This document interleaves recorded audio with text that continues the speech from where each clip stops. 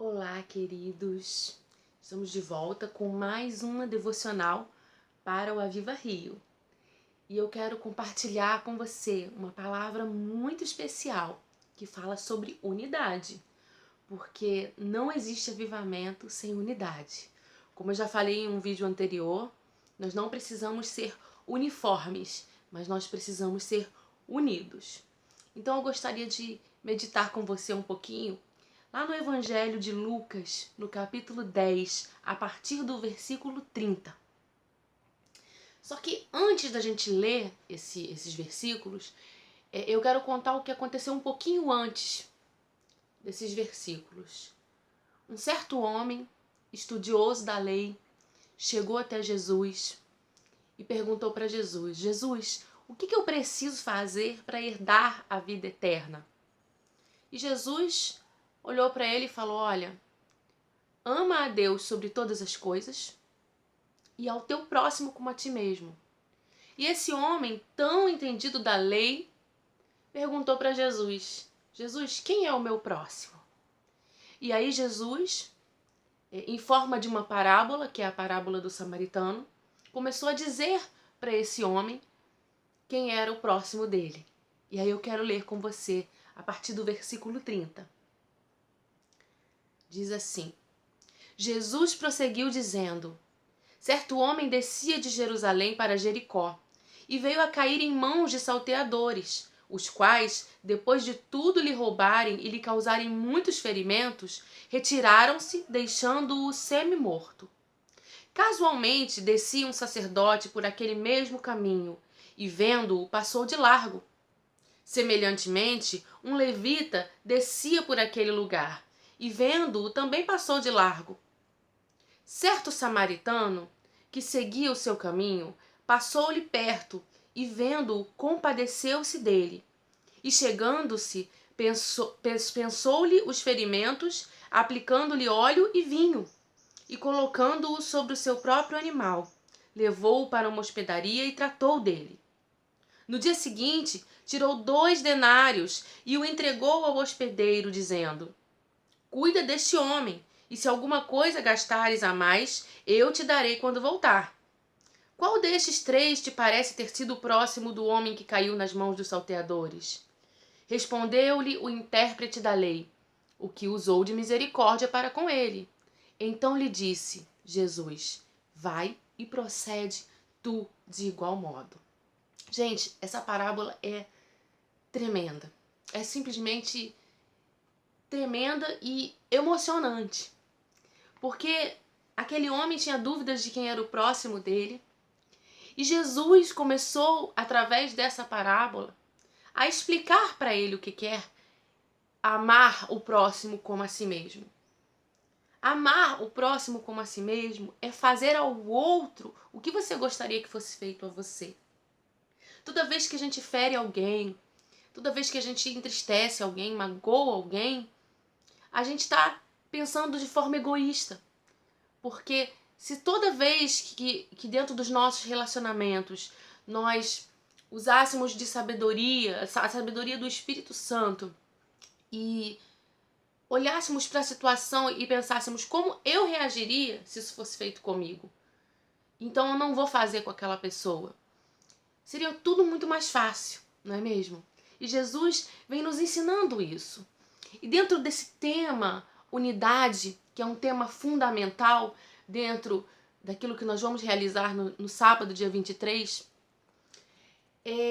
eu quero falar um pouquinho sobre esses 3 personagens dessa parábola. Porque é interessante que Jesus disse que esse homem da parábola, que foi roubado e foi agredido, esse homem ele estava vindo de Jerusalém para Jericó. Então, provavelmente, esse homem era um judeu. Provavelmente. Aqui não fala, mas provavelmente ele era um judeu. Então, assim, eu não pesquisei tão mais a fundo para saber se ele realmente era um judeu, mas provavelmente sim. E Jesus vem falando de 3 tipos de pessoas que passaram por aquele homem ferido. E o primeiro deles foi o sacerdote. E eu quero trazer para os nossos dias de hoje. Quantas pessoas têm sido roubadas e agredidas, feridas pelas circunstâncias, por Satanás, que representa aquele que é aquele que veio para roubar, matar e destruir. Quantas pessoas estão nessa situação, feridas, caídas à beira do caminho? E quantos de nós passamos e deixamos de lado, porque estamos muito ocupados, né? O sacerdote, ele estava muito ocupado. Talvez ele tivesse um culto para fazer, talvez ele tivesse um evento para ir, talvez ele tivesse algo mais importante, ele não podia perder tempo ali. Ter trabalho, deixar os seus afazeres de sacerdócio para ir cuidar de alguém que está caído, não. E ele passou de largo. O levita, a gente tem o costume de dizer que levita é todo mundo que canta, né, que toca instrumento, mas não, meu irmão, levita é quem era da tribo de Levi. Se você toca e você canta, eu quero te informar que você não é da tribo de Levi, portanto você não é um levita, você é um adorador. Então, isso aí é um tema para um outro momento. Mas ele vem dizendo que esse levita, que era da tribo de Levi, né, para ser levita, ele passou também, né, e nada, nem aí com ele. Ele diz aqui, ó, semelhantemente o levita descia também por aquele lugar. E vendo aquele homem, também passou de largo, nem aí. Talvez ele fosse cantar em alguma igreja, né? Talvez esse levita fosse fazer um show gospel. Talvez esse levita tivesse um compromisso mais importante, né? Uma agenda, alguma coisa assim, né? Seus trabalhos do seu ministério. Ele não tinha tempo para olhar para aquele homem que estava ferido. E o mais interessante é que o terceiro personagem, que é o samaritano, nos arremete para uma antiga rixa dos samaritanos com o judeu. Por isso que lá em cima eu falei, esse homem estava vindo de Jerusalém para Jericó, então provavelmente ele era um judeu. E os judeus e samaritanos tinham uma rixa, porque uns diziam que tinha que adorar num lugar, outros diziam que tinha que adorar no outro. Lembra da mulher samaritana lá do poço, que Jesus pediu água para ela? Né? Entrou esse contexto todo. E os samaritanos tinham essa rixa com os judeus e vice-versa. Mas é interessante o que a Bíblia diz. Jesus contando, né? Certo samaritano que seguia o mesmo caminho, passou perto e vendo, se compadeceu dele. E é muito lindo, querido, quando, independente das nossas diferenças doutrinárias, nós podemos nos compadecer do nosso irmão. Sabe, eu fico chocada quando eu vejo alguém dizendo: ah, fulano caiu, não pode cantar não. Fulano caiu, não pode pregar não, não pode... Meus irmãos, se fosse assim, desse jeito, debaixo dessa religiosidade, ninguém podia cantar nem pregar. Porque o mesmo que adultera pode ser irmão do que mente. Pode ser não, é irmão do que mente, é irmão do que furta, irmão do que omite.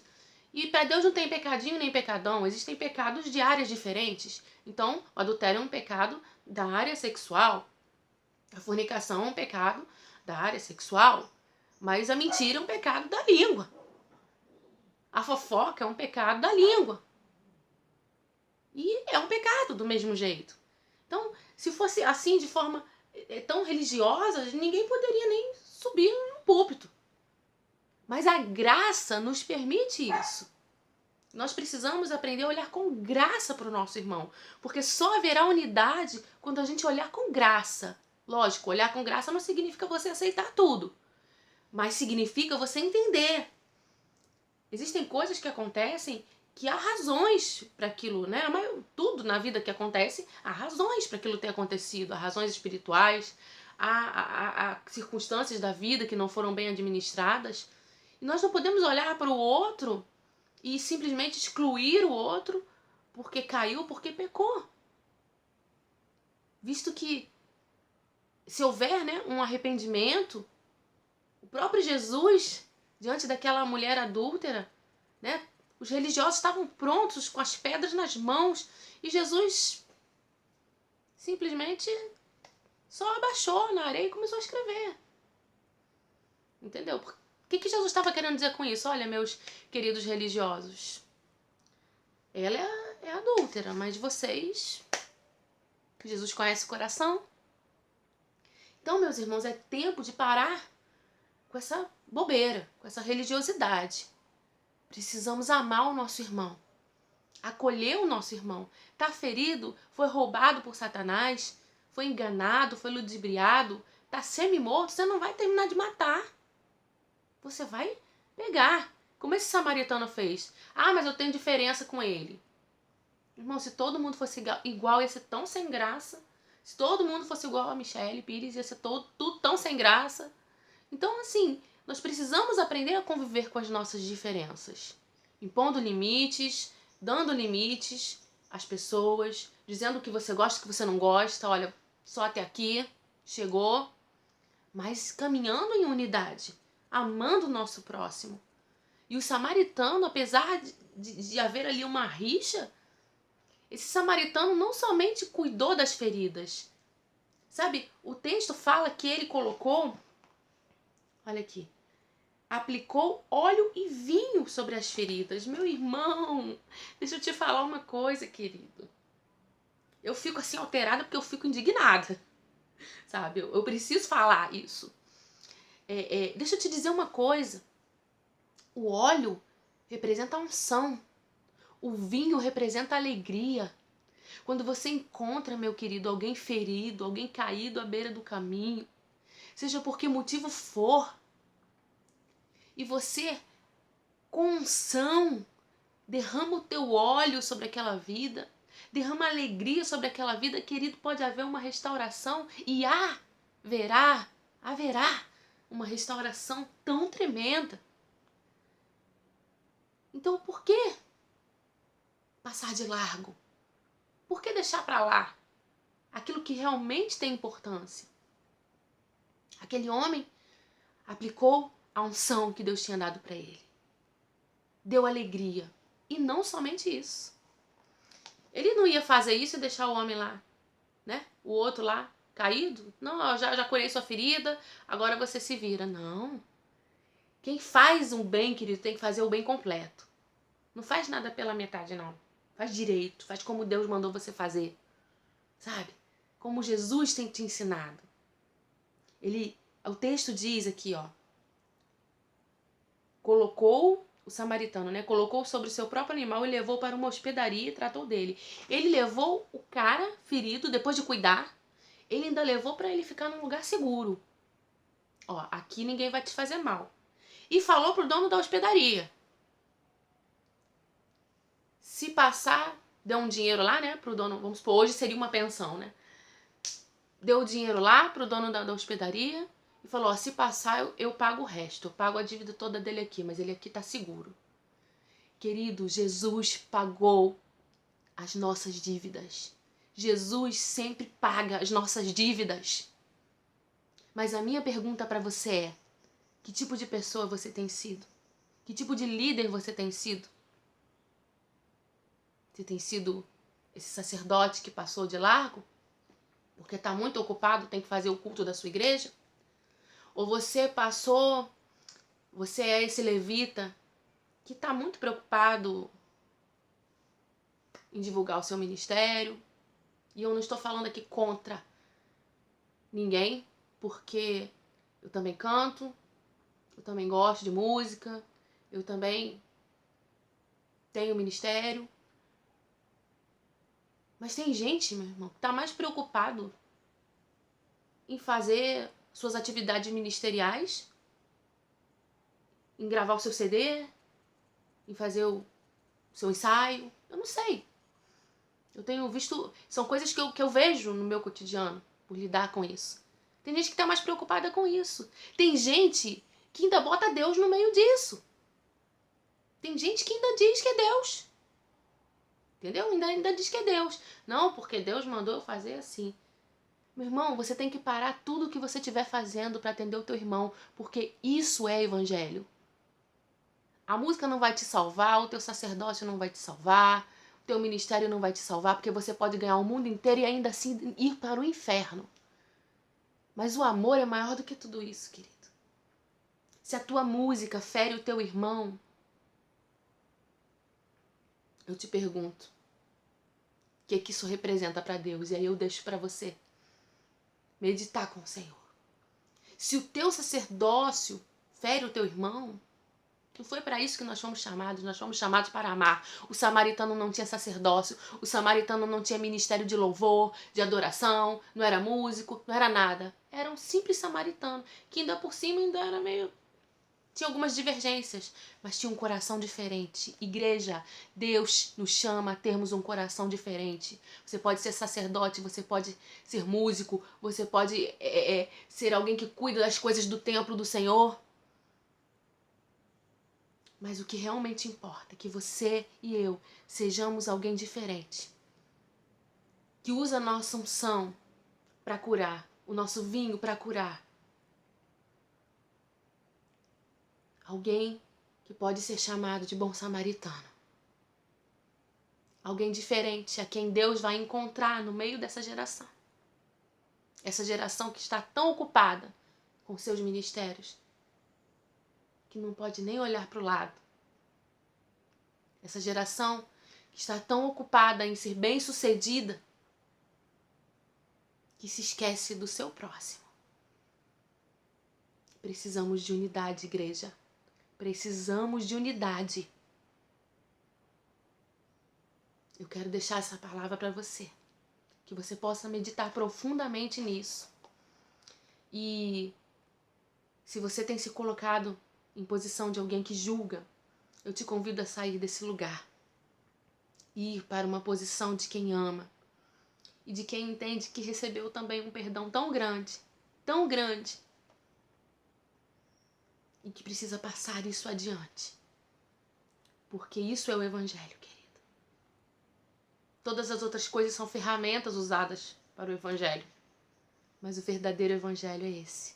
Amar a Deus acima de todas as coisas e ao seu próximo como a si mesmo. Porque assim nós vamos herdar o reino dos céus. E só assim o Brasil vai olhar para a igreja e falar: tem algo diferente ali. Que você possa ser ricamente abençoado por essa palavra. Em nome de Jesus. Tchau, tchau. Ore por nós. Tá chegando o dia, gente. O coração tá a mil. Fica ligadinho aí que amanhã tem mais uma devocional para o Aviva Rio. Deus abençoe vocês. Tenham um bom dia.